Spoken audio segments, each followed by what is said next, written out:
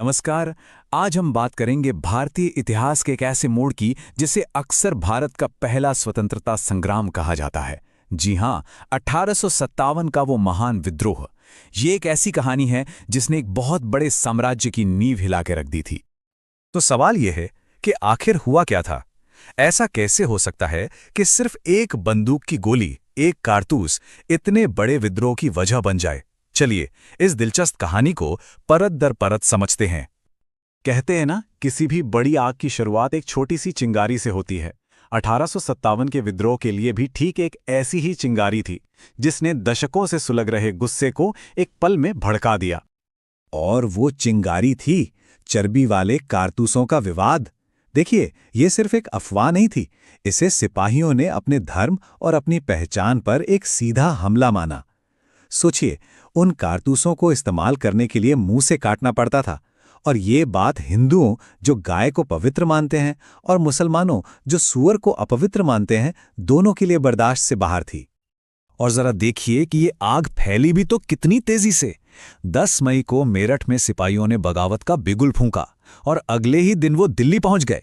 सिर्फ 2 दिन के अंदर मुगलों की राजधानी पर विद्रोहियों का कब्जा हो चुका था। इससे पता चलता है कि गुस्सा कितना ज्यादा था। लेकिन ये समझना बहुत जरूरी है कि कारतूस तो बस एक बहाना था। असली वजहें तो पिछले 100 सालों से धीरे धीरे जमा हो रही थीं। चलिए, उन गहरी जड़ों को देखते हैं जिनसे इस विद्रोह के पेड़ को पोषण मिला। सबसे पहले बात करते हैं राजनीतिक कारणों की। लॉर्ड डलहौजी की हड़प नीति, मतलब डॉक्ट्रिन ऑफ लैप्स, इसके तहत कई भारतीय राज्यों को सिर्फ इसलिए ब्रिटिश साम्राज्य में मिला लिया गया क्योंकि राजा का कोई बेटा नहीं था। और तो और 1856 में अवध जैसे अमीर राज्य को भी हड़प लिया गया। भारतीय शासकों को यह साफ साफ दिखने लगा था कि उनकी सत्ता और उनका सम्मान सब कुछ छीना जा रहा है। फिर आते हैं आर्थिक कारण। अंग्रेजों की नीतियों ने भारत की आर्थिक व्यवस्था की कमर तोड़ दी थी। किसानों पर इतना भारी लगान लगाया गया कि उनकी हालत बद से बदतर हो गई, और हमारे जो पारंपरिक उद्योग थे, जैसे कपड़ा बनाना, वो ब्रिटिश माल के आगे टिक ही नहीं पाए। मतलब आम आदमी के लिए गरीबी और भुखमरी रोज की बात हो गई थी। इसके साथ ही समाज और धर्म के स्तर पर भी एक बेचैनी थी। अब देखिए, अंग्रेजों ने सती प्रथा पर रोक जैसे कुछ सुधार किए, जो अच्छी बात थी, लेकिन उस वक्त के कई भारतीयों को लगा कि ये उनकी परंपराओं में सीधा दखल है। ऊपर से ईसाई मिशनरियों की गतिविधियों ने इस डर को और हवा दे दी कि शायद अंग्रेज सबका धर्म बदलना चाहते हैं। और सेना के अंदर तो हालात और भी खराब थे। यूं समझिए कि एक ही फौज में 2 अलग अलग दुनिया थीं। भारतीय सिपाही, जो सेना की असली ताकत थे, उन्हें वेतन भी कम मिलता था, प्रमोशन का तो कोई चांस ही नहीं था, और कदम कदम पर भेदभाव होता था। ये अपमान का घूंट पीना उनके लिए नामुमकिन होता जा रहा था। तो जब इन सभी वजहों से विद्रोह की आग भड़की, तो ये सिर्फ मेरठ या दिल्ली तक ही नहीं रुकी। ये पूरे उत्तर और मध्य भारत में फैल गई और हर जगह स्थानीय नेताओं ने कमान संभाली। चलिए देखते हैं कि इस महान विद्रोह के नायक और नायिकाएं कौन थे। दिल्ली में विद्रोहियों ने बूढ़े मुगल बादशाह बहादुर शाह जफर को अपना नेता घोषित किया। कानपुर में नाना साहिब ने बागडोर संभाली, तो झांसी में वीरांगना रानी लक्ष्मीबाई ने अंग्रेजों के छक्के छुड़ा दिए। लखनऊ में बेगम हजरत महल ने हिम्मत दिखाई। ये लिस्ट हमें बताती है कि ये विद्रोह कितना फैला हुआ था। और हाँ, बिहार की बात करें तो जगदीशपुर के 80 साल के वीर कुंवर सिंह का नाम लेना बहुत जरूरी है। उन्होंने जिस उम्र में जैसी बहादुरी दिखाई, वो आज भी लोगों को प्रेरणा देती है। अब सवाल ये उठता है कि इतने बड़े पैमाने पर होने के बाद भी ये विद्रोह आखिरकार कामयाब क्यों नहीं हो पाया? ये एक बहुत ही जरूरी सवाल है। चलिए, उन कारणों को समझते हैं जिनकी वजह से ये आंदोलन अपने मकसद तक नहीं पहुंच सका। इसकी नाकामी के पीछे कोई एक नहीं, बल्कि कई बड़ी वजहें थीं। सबसे बड़ी कमी थी एक सेंट्रल लीडरशिप की, मतलब कोई एक नेता नहीं था जो सबको एक साथ लेकर चल सके। फिर हमारे सिपाहियों के पास पुराने हथियार थे, जबकि अंग्रेजों के पास नई बंदूकें और तोपें थीं।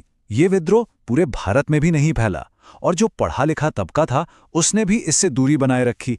इन सब चीजों ने मिलकर विद्रोह को कमजोर कर दिया।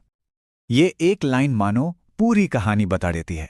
हर कोई अपने अपने इलाके में बड़ी बहादुरी से लड़ रहा था, लेकिन कोई एक साथ मिलकर बनाई गई रणनीति नहीं थी, कोई तालमेल नहीं था। ये एक सेना की लड़ाई कम और कई अलग अलग गुटों की लड़ाई ज्यादा बन गई थी।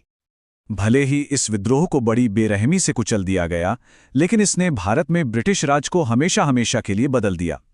इसके जो नतीजे निकले वो बहुत गहरे और दूर तक जाने वाले थे। चलिए देखते हैं कि 1857 के बाद आखिर बदला क्या। सबसे पहला और सबसे बड़ा बदलाव, ईस्ट इंडिया कंपनी का राज खत्म हो गया।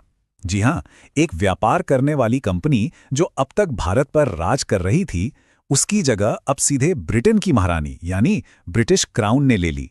1858 में एक नया कानून आया जिसके तहत भारत पर ब्रिटिश संसद का सीधा कंट्रोल हो गया। अंग्रेजों ने यह पक्का करने के लिए भी कई कदम उठाए कि ऐसा विद्रोह दोबारा कभी ना हो। सेना को पूरी तरह से बदल दिया गया, जिसमें अंग्रेज सैनिकों की संख्या बढ़ा दी गई। महारानी विक्टोरिया ने एक ऐलान किया जिसमें वादा किया गया कि अब लोगों के धर्म में कोई दखलंदाजी नहीं की जाएगी। और एक तरह से एक युग का अंत करते हुए मुगल सल्तनत को आधिकारिक तौर पर खत्म कर दिया गया। आखिरी बादशाह बहादुर शाह जफर को देश से निकालकर रंगून भेज दिया गया और उनकी बादशाह की उपाधि भी उनसे छीन ली गई। तो हम आखिर में इस सवाल पर आकर रुकते हैं कि क्या 1857 को सिर्फ एक नाकाम विद्रोह माना जाना चाहिए, या फिर ये आज़ादी के संघर्ष की वो पहली चिंगारी थी जिसने भारतीय राष्ट्रवाद को जगाया और उस आज़ादी की नींव रखी जो हमें 90 साल बाद मिली। भले ही ये विद्रोह अपने उस वक्त के लक्ष्य को हासिल नहीं कर पाया, लेकिन इसने जो चेतना जगाई उसी ने आने वाले स्वतंत्रता आंदोलन का रास्ता तैयार किया। इसकी विरासत आज भी हमें बहुत कुछ सिखाती है।